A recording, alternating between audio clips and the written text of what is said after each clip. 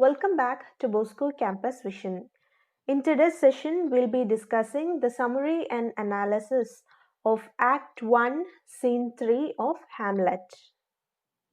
In Act 1, Scene 2, we have already witnessed Laertes, that is Polonius' son, seeking permission to King Claudius and Polonius to move back to France because he has come to Denmark to attend the coronation of King Claudius. Now that the coronation is over, he intends to move back and he seeks permission to Claudius and Polonius, and both of them grants his leave. So this scene is an extension of that. Okay. So in Act 1, Scene 3, we can see Polonius' exhortation to his son Laertes. So in this scene, Polonius is trying to persuade his son Laertes to do certain things. Let's have a look at what Polonius wants his son to do and what to ignore. This scene opens in a room in Polonius' house. Enter Laertes and Ophelia. So the scene is set in Polonius' house, a room in Polonius' house, and enters Laertes, that is Polonius' son, and Ophelia. Ophelia is Polonius' daughter. Laertes is ready to depart for France. So as mentioned earlier, Laertes is all set to move to France. He disapproves of Ophelia's encouraging Hamlet's advances to her. So Laertes disapproves of Ophelia's feelings for Prince Hamlet. Perhaps Hamlet loves her now, says Laertes, but he may not be able to marry her because, being the heir to the throne, he may not be able to exercise a free choice in this matter. He urges her to become more cautious in her dealings with Hamlet. So Laertes is disapproving of Ophelia's feelings for Hamlet because he believes that even though Hamlet is in love with her now, he may not be able to marry her because when it comes to marriage, he will have to go with the will of the king and the queen, and their choice will obviously be a princess. And Ophelia doesn't stand a chance there. So Laertes is concerned about her, and that is why he advises her to stop seeing Hamlet, and he disapproves of Ophelia's encouraging Hamlet's advances to her. And he wants her to be more cautious in her dealings with Hamlet. Ophelia, being a good sister, promises to bear her brother's advice in mind. So she readily accepts his advice. Polonius comes and utters a few precepts for Laertes to follow when he goes to France. So at this instance, Polonius is entering into the room and he gives few precepts or a few principles for his son Laertes to follow as he is going to France. So these are some of the advices that Polonius gives to his son Laertes. The first one: be thou familiar, but by no means vulgar. So Polonius asks him to be easy in his manners. Be thou familiar, meaning be easy in your manners, but by no means vulgar, meaning but do not make yourself cheap.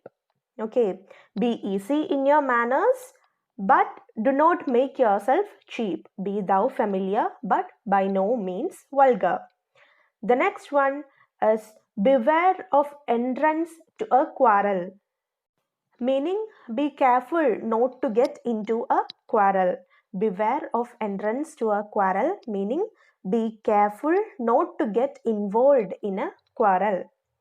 The next one: give every man thine ear, but few thy voice. So, give every man thine ear, meaning you should listen to what everybody has to say, but few thy voice, meaning but do not express your own views except to a selected few. So you should listen to what everybody has to say, but do not express your own views except to a selected few. That is, give every man thine ear, but few thy voice. The next advice is neither a borrower nor a lender be. Meaning you should neither borrow money nor lend it.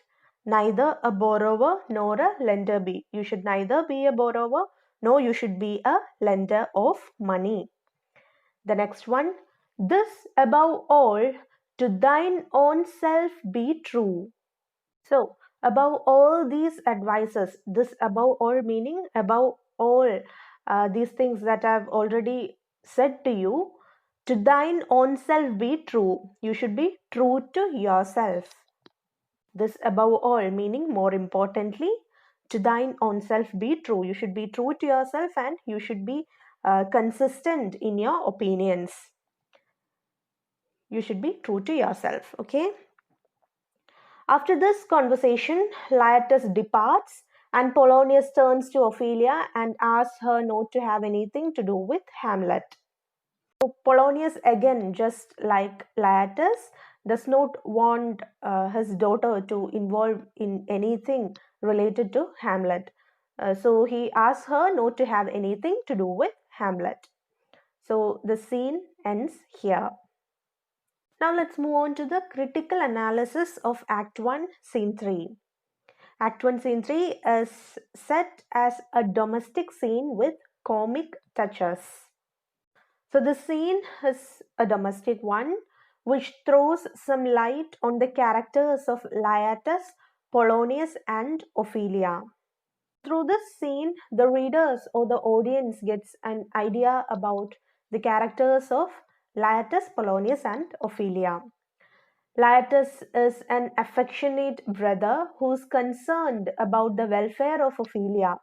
Obviously, he has not been able to judge Hamlet's character aright because he thinks that the prince might besmirch his sister's honor. So, Laertes in this scene is portrayed as an affectionate brother and he is really concerned about his sister Ophelia. So through this scene, the audience or the readers gets an idea of Laertes as an affectionate brother who's really concerned about his sister Ophelia. And he misjudges Hamlet's character because he thinks that Hamlet might tarnish his sister's honor. He thinks that the prince might besmirch his sister's honor, meaning he will tarnish Ophelia's honor. And that is why Laertes tries to protect his sister Ophelia by advising her not to have anything to do with Hamlet. And the next character is Polonius. Polonius utters a number of maxims which no doubt contain sound common sense and valuable advice, but which, far from creating an impression in us of Polonius's wisdom or profundity, give us the feeling that they have merely been memorized by him for such occasions. Polonius produces a near comic effect by the advice he gives and by his garrulous manner. So even though the advice that Polonius gives to his son Laertes are valuable, of course, they are words of wisdom and they are intelligent, but it instills in the readers or the audience the feeling that it was only memorized by Polonius for such occasions. And through this speech, Polonius produces a near comic effect by the advice and by his garrulous manner. Garrulous manner meaning using long winded sentences when a simple word or a simple sentence would do. So, with his garrulous manner, Polonius is creating a near comic effect through the speech. So, that is a character of Polonius. And then moving on to Ophelia. Ophelia is a simple minded girl who is faithful to her father and shows her submissive nature to him by obeying his decision not to encourage Hamlet's advances.